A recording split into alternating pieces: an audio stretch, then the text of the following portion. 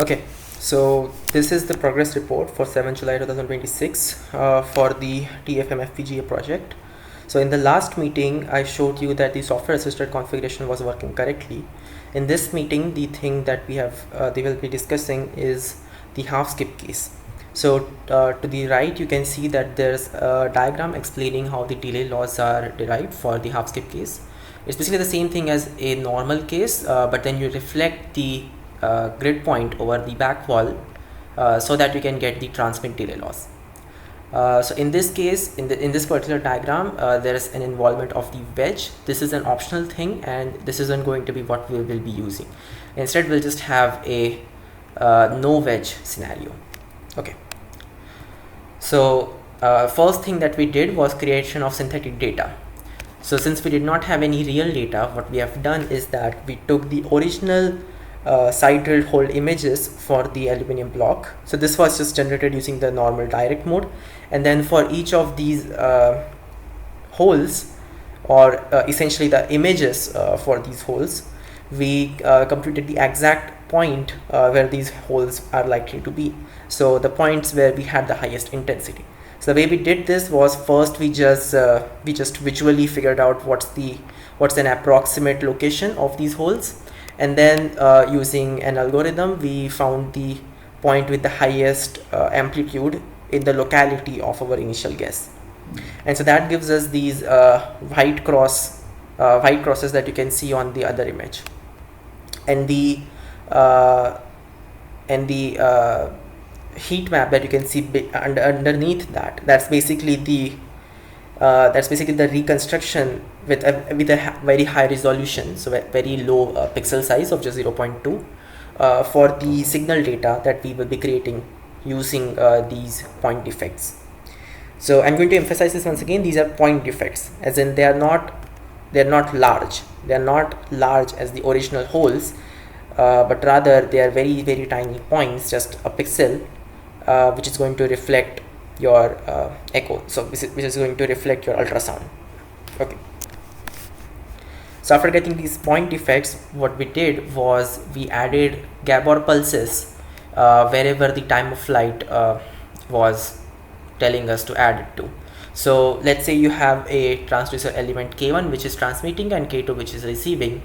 For a particular hole or a particular point defect, we figure out the exact time of flight for this echo to come back using the half skip delay loss. So basically the back wall should reflect, and then you should have the ultrasound reach the point defect, and then the echo just comes normally without any kind of reflection from the back wall. Okay. So the transmit case has this extra path now. Okay. So using those delay laws, what we did was we figured out the exact indices where we need to add the pulse for the echo, and the particular choice of our pulse was this Gabor pulse. So it's basically a sinusoid, but then you have a Gaussian multiplied by it, so it decays to the left and to the right. So quite similar to how a real pulse would be. Okay. And you can also once again generate this plot using the Python code given to the left. You can also study it more deeply if you want to understand exactly what's going on, but I'll just move on. So once we had the signal data, we did the reconstruction using TFM. So you can see that our point defects basically now spread into these blobs or lines. I don't know what to call this. So it's basically the addition of the point spread functions, but then squared. So without the squaring and without the normalization, you would have the raw pixel values, which would just be the point spread function. Okay. So this is just a software reconstruction, the upper image basically, and you can see that this is not going to have a very high SNR compared to the original image where you just had point defects, and that is to be expected. The point spread function being large is somewhat expected because one, I have just a resolution of 0.5 pixel size, and two, this this particular point is farther away, so this is going to happen naturally. Okay, so we did the same thing using the FPGA. So using the same delay laws, we did the whole TFM on the FPGA code on the FPGA system, and we got basically the same image as what we were getting for software. So it's basically like a one-to-one match up to some rounding errors, and you can see that from the quantitative metrics. The RMSE and MAE are 0, 0, which means that there's pretty much no error in the pixel values, and the R square is 1, of course. And these SNR, PSNR, CNSR metrics are extremely high, much higher than what we initially were getting for our simulation to FPGA comparisons. Okay. Another good thing that has happened is we have figured out a remote workflow, so entirely remote, without anyone having to be in the lab. So in the lab, we have our main PC, so the Homi Bhabha system, to which we have connected the FPGA through a USB JTAG cable, which is used for programming the FPGA. And then the FPGA can send the image data to the system using USB UART. And we also have another laptop. So Professor Himanshu gave us his old laptop, and he downloaded the Linux operating system, so Ubuntu on it, and now we can connect it to the FPGA through LAN, so we can send data to it using Ethernet. Fine. I should mention that there's actually an adapter that we have to use because Professor Himanshu's laptop did not have a LAN port on his laptop, so instead we are using an adapter. The same thing is there with Nagendra's laptop as well. It does not have a LAN port, so we have an adapter which he has bought from some other friend. We'll buy a new one in some days, and that we are using that to connect to the LAN cable, and the LAN cable is connected to the FPGA. So overall we can still send the data through this interface. Okay. As for how I am able to do any work on this remotely, I'm able to access the MuseLab system, the main system, through any disk, and I'm able to access Himanshu sir's laptop through SSH. So yes, the laptop is inside IIT-GN's private network, and it doesn't have a static IP and much less a global IP. But using Tailscale, I was able to set up a sort of VPN where now I can do an SSH, and I can just see the file system, run some scripts and all that. Of course, we also have GitHub and Git, so I can just update the code and then pull the changes on both of these systems in the lab. Okay. So now coming to the overall tasks that we had to complete in this project. So we did 3 main tasks. And then one of the minor tasks is not yet done, but we are basically going to add that to a new project, because this task can be now broken down into 3 different tasks. Okay, so moving on to what we actually did. The first task was conversion of the other pending TFM mode cases into Verilog. So this is regarding the delay laws, and now that we have software assisted configuration, we can do all kinds of cases. But yes, this was done as well. So in the config circuits module, if you remember it, we had 2 flags, a wedge flag and a half skip flag. So we can use a wedge case and we can use half skip. So this was done as well. We also wanted to have hardware implementable code, which of course now we have.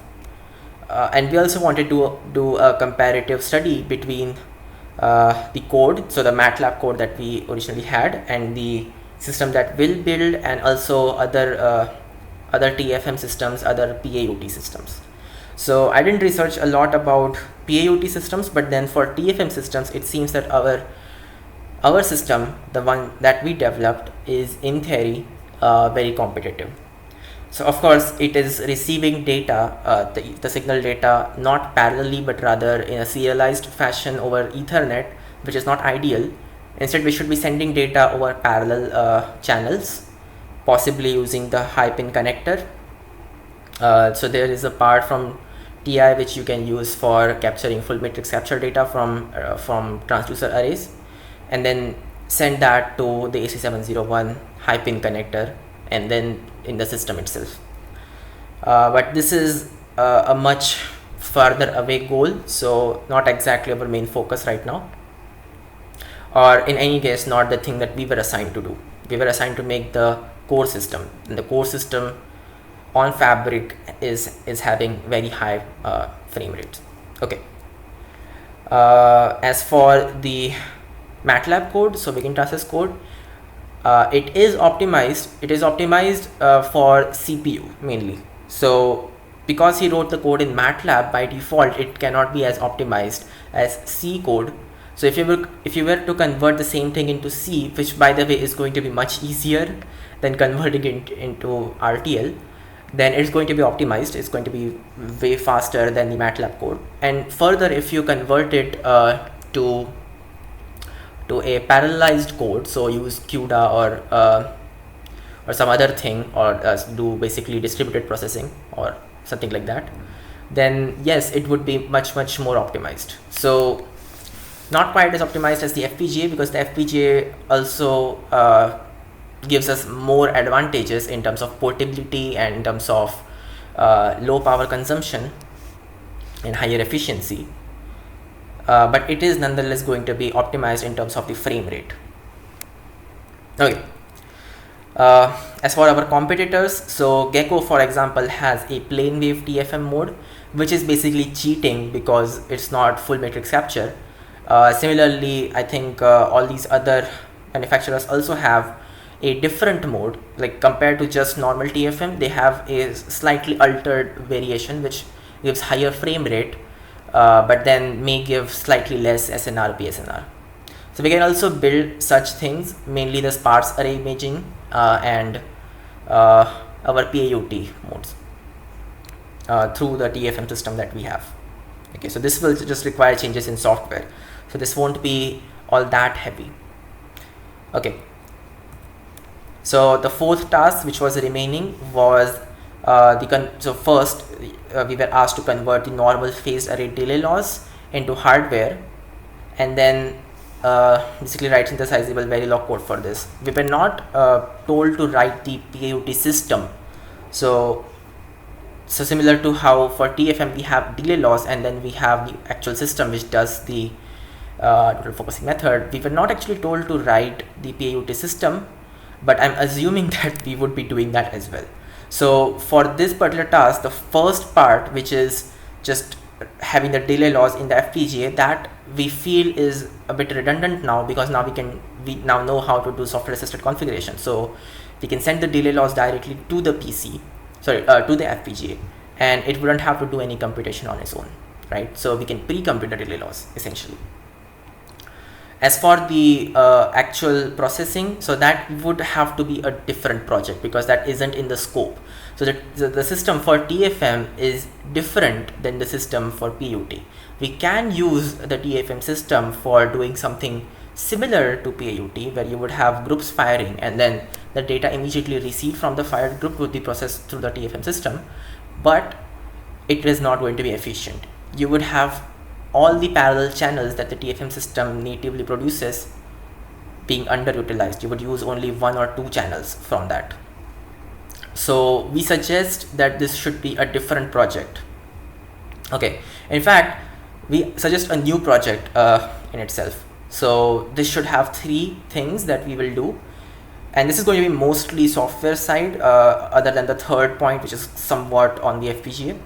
So the first 2 are basically the sparse array and the PAUT modes. So we will write software scripts and we will do delay log computation on the software side, so that we can just feed these delay laws into the FPGA and then have it do sparse array imaging as well as the normal PAUT, okay, with the same kind of frame rate that we have, right? So okay, when I say the same kind of frame rate, it's going to be specific to the number of batches that you will send. So with just sending 1 batch, it will of course be something like, I don't know, something like a 64th latency of what we have for TFM.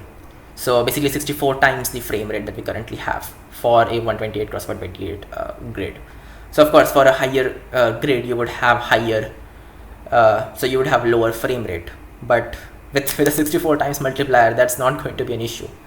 Okay, and the third thing that we want to do, and we really should do, is basically an Ethernet TX RGMI module. So this is something that I just kept pushing on to like a task that we will eventually do, but I think this is something which should be done because the receiving part can be changed, and it has to be changed to a parallel architecture, but the part where you transmit to the software side, where you transmit to the PC, it has to be in a serial manner. The PC cannot accept data, or the laptop cannot accept data in a parallelized fashion. So you have to serialize it into some so maybe through an Ethernet connection, and then send it.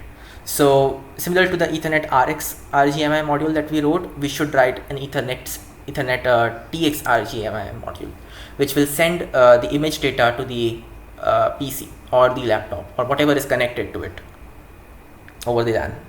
Okay. So that's just for a new project that we are proposing. Now coming to the deliverables for this project, these two were the final deliverables.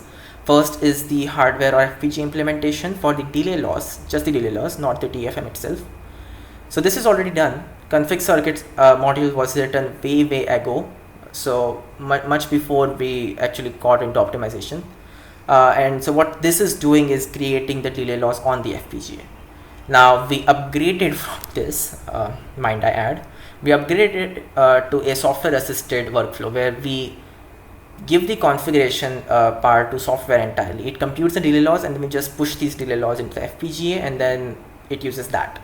So you already saw that it gives better results because now you have the software to assist you, and you can do much more on the software, right? Given that you will be having time to create the delay loss. So the frame rate sensitive part is just the TFM processing, not the delay loss computation. That's just configuration, right? Okay, so this was implemented bypassing the need for the delay loss module entirely, although we already have the module.